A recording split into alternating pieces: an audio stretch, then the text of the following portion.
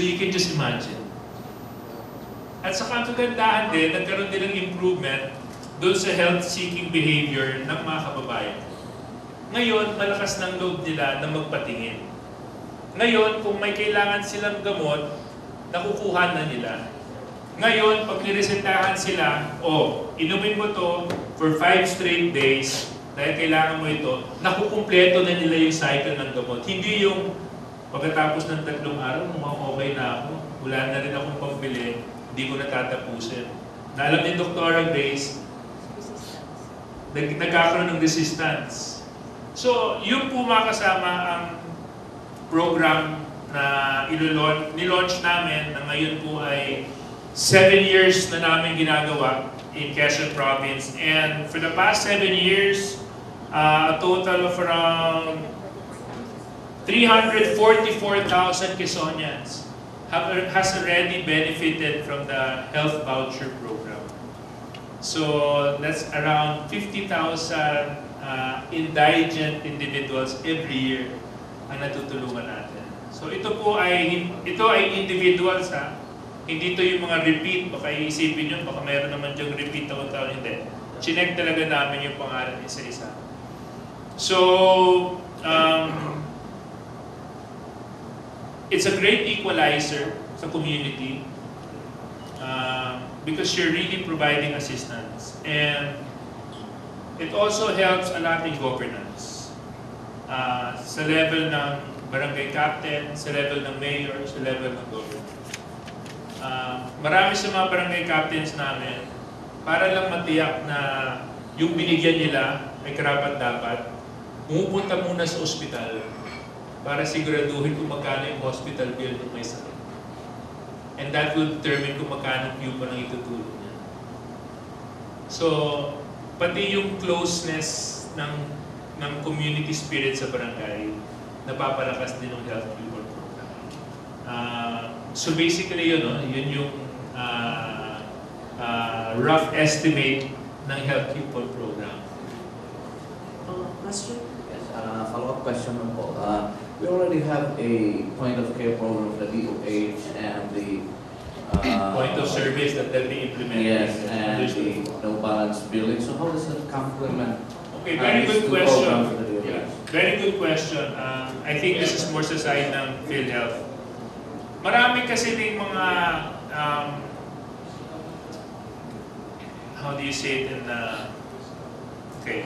Marami din po kasi mga limitations ng PhilHealth. So yes, meron silang no balance billing, yes, meron silang point of care, point of service.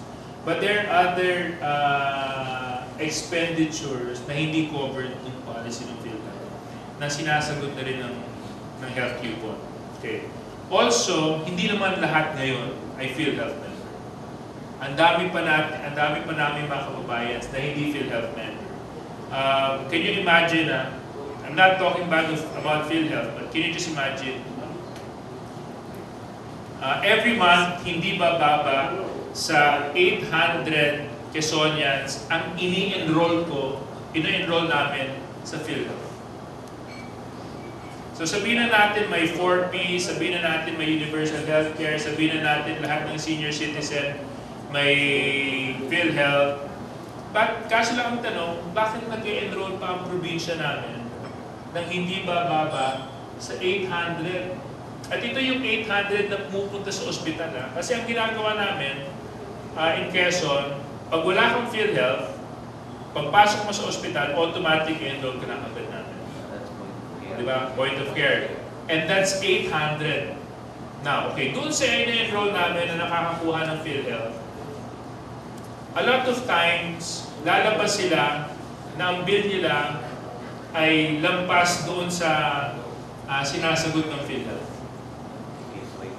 At doon pumapasok yung health coupon.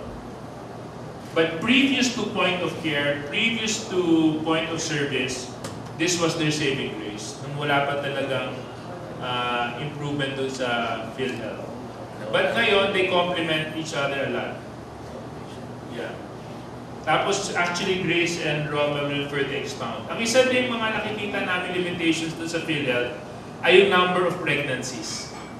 Kunyari, sa PhilHealth, ang sinasagot lang ng PhilHealth for pregnancies, ano? Previous, di ba? Kaso lang, oo, ngayon, dati 4 lang. So dati 4 lang sinasagot ng PhilHealth. Alam na namin sa Quezon, may mga magagaling talaga kami gumawa ng baby. Ilang 4. So, I mean those are limitations as well. Further limitations of PhilHealth. Yung 45 days, they get repeated for the same case na hindi pa naman 45 days kasi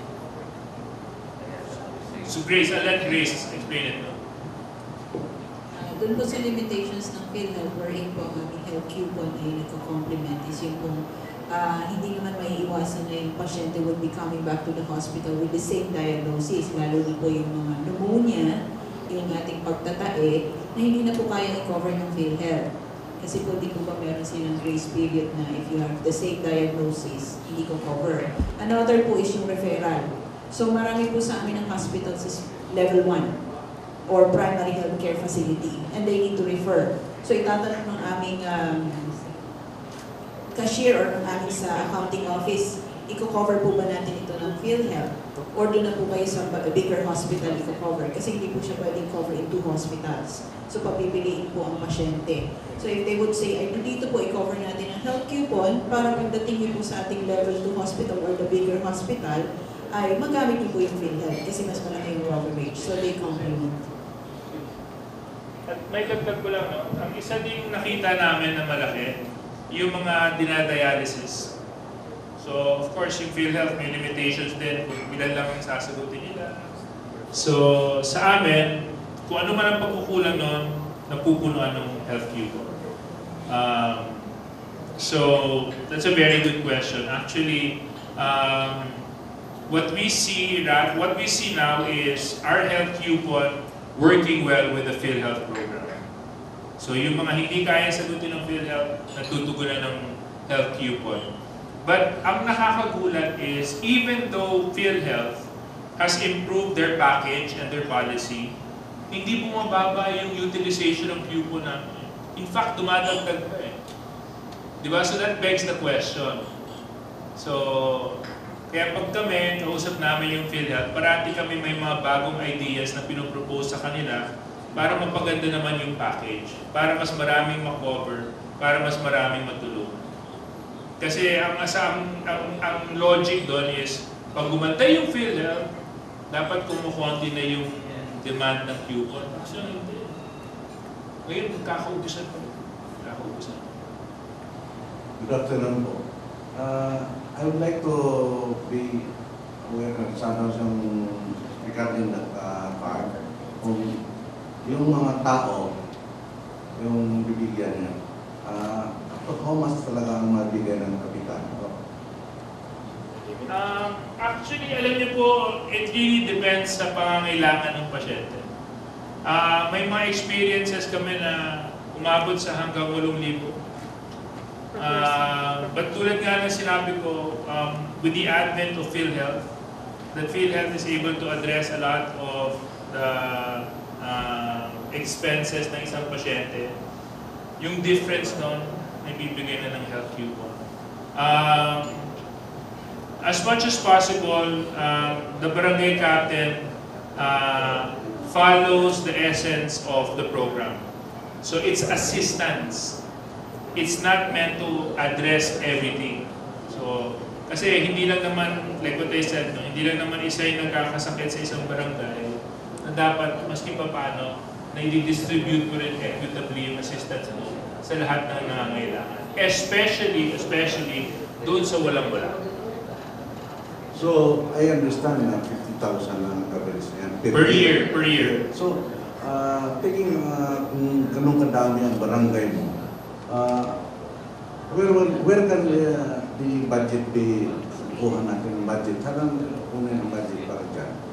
For Quezon Province, ang ginawa po namin is we allocated 64 million pesos per year for the health coupon program. So the province will budget for that? Opo.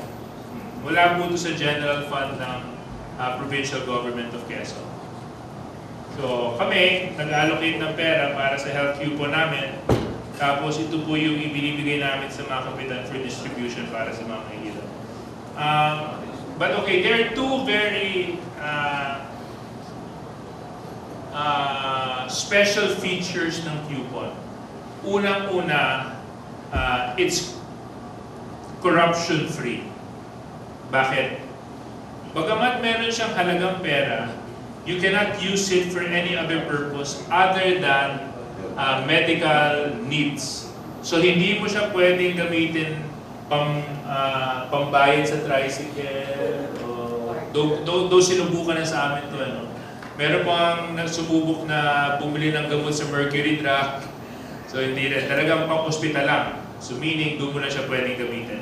Another feature that's interesting about the coupon is, though malaki yung investment ng probinsya sa pera, dahil sa ospital lang ng probinsya, pwede mong gamitin yung coupon, bumabalik lang sa pinanggalingan.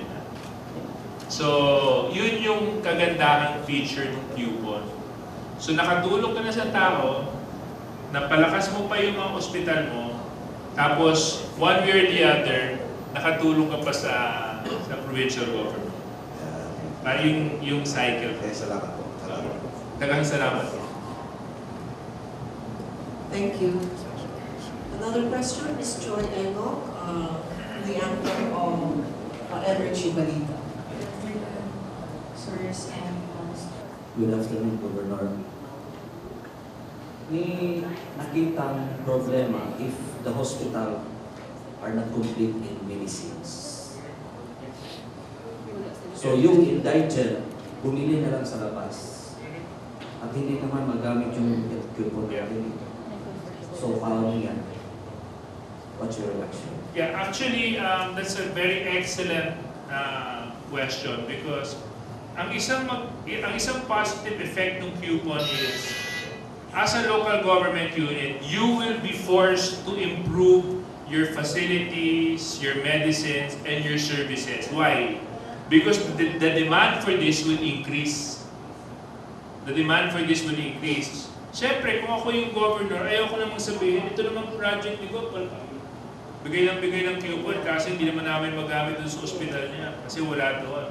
So mapipilitan tuloy ako na gastusan yung mapipilitan ako na gastusan yung hospital. Mapipilitan ako na maglagay ng budget para ma-improve yung services ng hospital. Because that's the only way that you can fully maximize your health coupon. Because like what I said, this is only used in provincial hospitals. It cannot be used, sorry for us, of course, baka iba yung dynamics ng sa Barangay del Norte. No? So you will be forced. At ako naman, talagang ang laki ng inallocate ko ng first 3 years sa improvement ng hospitals. We bought the CT scan kaagad. Siyempre medyo malaki yung budget ng province namin. Nagpatayo kagad kami ng 3 bagong district hospitals. Nagbuhos kami ng mga x-rays, equipment, and all our other hospitals outside our main hospital in Lucena City. We entered into a drug consignment agreement with private companies para siguraduhin na hindi kami mauubusan ng gamot sa aming pharmacy. Kasi ang problema, doon sa dating sistema, aantayin mong ma-procure yung gamot, saka lang mapupunuan yung supply ng pharmacy. Kaya napipilitan tuloy yung mga pasyente bumili ng gamot sa labas. Eh sa amin, okay na naman magsalita dito ng sa akin kasi mga kasama, alam nyo minsan, ano na yan tumitira na yung doktor sa ganun. Kasi nagtuklas ako sa probinsya ko, malayo naman tayo sa probinsya natin. Nagtuklas ako sa probinsya ko, yung mga may-ari ng butika sa labas, sila din. So yung mga doktor, may-ari ng mga butika sa labas. So talagang pinipilit nila yung pasyente nila na pumunta doon. So sa akin, nilinegosyo mo yung mahirap. Hindi pwede yun. So, like what I said, we entered into a drug consignment. And right now, we have 44, ilan ba yung drug consignees natin? 60. We have around 60 plus private PPP drug consignment contracts to make sure na maski wala pa yung pondo, hindi kami mauubusan ng gamot. So, at sa akin, ipinagbawal ko na rin, especially sa Quezon Medical Center, yung pagbili ng mga pasyente ng gamot sa labas ng ospital. So, gwardyado na yun. So, we made it a point, lahat ng gamot available sa loob ng hospital. Wala po, Governor. Do you consider yung mga barangay captains natin, especially hindi ka partido mo, you have a good program, pero wala kang sabi mo, it's not political kasi kahit hindi ka partido, binigyan mo yung mga barangay captains. Paano yung mga hindi ka partido mo ng mga barangay captains, ginagawa yung mga kaalyado lang yung binigyan ng barangay intelligence? Do you have control? Ano yung mga... Okay. Very good point. No? Ako, ang policy ko, I don't discriminate. So, kakampi o hindi, bibigyan kita ng coupon. Ngayon, sa level ng execution, doon sa level ng kapitan, nagdi-discriminate ba yung kapitan? Minsan, nung umpisa, oo. Kaso lang nababantayan. Paano mo nababantayan? Hindi lang naman yung kapitan yung tao sa barangay. May 7 kagawad dyan, may 4 na BHW, may 10 tanod, may justice, may 10 lupon na nakakausap ko, nalalaman ko. Not to mention our own respective leaders in the barangay, not to mention the mayors that will field into me reports on how this barangay captain is utilizing his coupon. At pag nakita ko na may isang kapitan na inabuso yung paggamit ng coupon, I'll give you one example. May isang kapitan, nagulat na lang kami, nung pagdating sa hospital, ang dala-dala ng pasyente, isang booklet. Sabi ko, ano to? Sabi, ba't isang booklet ka agad? Ito po yung binigay ng kapitan eh. Yung pa. So, yung mga ganon, automatic call the attention of the barangay captain. And after namin ma-reprimand, at tumuloy pa rin, hindi reckless pa rin yung paggamit ng coupon, tinatanggalan namin siya ng coupon for at least 6 months. Because they have to learn it. They have to learn. But right now, maganda ng... Right now, you know, they evolve, they engage with the program, and after that, they improve with it. So maganda na yung implementation na yun. But sasabihin ko sa umpisa, like everything in life, may growing pains. Kasi lang matututo din yung kapitan. Kaya gagaling at gagaling din sila. Ako naman kasi yung nature ko sa tao, huwag mo kagad pag-iisipan ng masama. Dahil wala pa namang ginagawa eh. Yan ay nandyan dahil nahalal para maglingkod. Kaya tulungan mo na lang. Kaya yun, makasama. Thank you, Gov. Ms. Pinky Rabino, Assistant City Information Officer of Dipolog City. Good afternoon, Governor, and people at the presidential table. At sa amin lang po, since we are a government entity, hindi ba kayo nagkaroon ng problema with COA regulations? Actually, not so far. Which is good, no? Kasi unang-una, tulad na sinabi ko, wala kaming disallowances. Kasi wala naman kaming pinagagastusan. Assistance talaga ito sa mga mahirap. At nakikita naman ng COA na yung ibinibigay namin, minsan kulang pa talaga eh. Kulang pa talaga. I mean, kung ang gusto nga ng mga kapitan, kung pwede, 100,000 ang itulong sa kanila worth of coupon. So, in effect, actually, we've been getting positive feedback pa from COA. It shouldn't be a problem. Kaya tomorrow, kasama ko po yung provincial accountant ko kasi I'm expecting, yung tanong po ninyo will also be asked by some mayors kung anong mga COA procedures, kung anong implementation namin sa financial side. So, kaya my provincial accountant is here to address those issues. Sir? Yes, and then you have the last question. Like what you said earlier, gusto ng mga kapitan na i-increase ng 100,000. So do you have any plans of increasing your ayuda when it comes to? Absolutely. Ang ngayong ginawa namin is, dati kasi 50,000 across the board. Ngayon, dinadagdagan na namin yung mas malaking barangay. Kasi siyempre may barangay ka na population mo 250 voting, tapos meron kang isang barangay na voting population naman nasa 8,000, di ba? May isang kapitan ako, 2,000 pa lang, ubos na kagad yung coupon. May kapitan naman ako, tapos na yung 6 na buwan, kukunti pa lang yung nauubos sa coupon niya. So, ang nangyari naman doon, maganda din. Nagtutulungan yung mga kapitan. Kunyari, 4 kaming kapitan. Malaking barangay ko, malaking barangay ni PA, maliit na maliit yung barangay, naghihirapan na kami ng coupon. Yun ang isang magandang effect. Tumalakas yung bayanihan spirit. But now, we're increasing coupon to bigger barangays. So, pag mas malaking barangay ka, nagbibigay kami ng karagdagang coupon para sa kanila. The final question, Mr. Daniel Camilo. Then, yes. Dr. Rengo, sa mga kasama mo. Ito po si Daya Mamer sa ginawa program Leads to Relate. I would like to clarify po to implement this program, meaning to say all of the barangays in Zamboanga and Norte are the beneficiaries.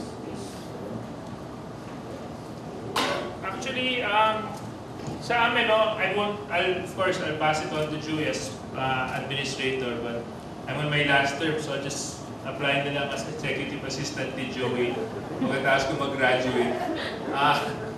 I don't see them as implementers. Rather, ang term ko nga na ginagamit sa barangay captain is my partners in development. So, hindi ko sila tinitingnan na beneficiaries dahil sila yung nabagsakan namin ng coupon, but rather, ang term na parati kong ginagamit for my barangay captains is partners in development. So, katulong, katuwang, kasama ko sila sa pagpapatupad ng program.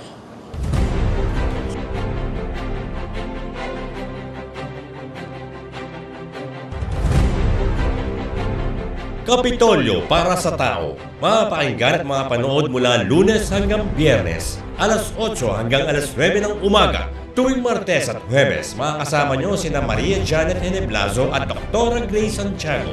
Kapitolyo para sa tao.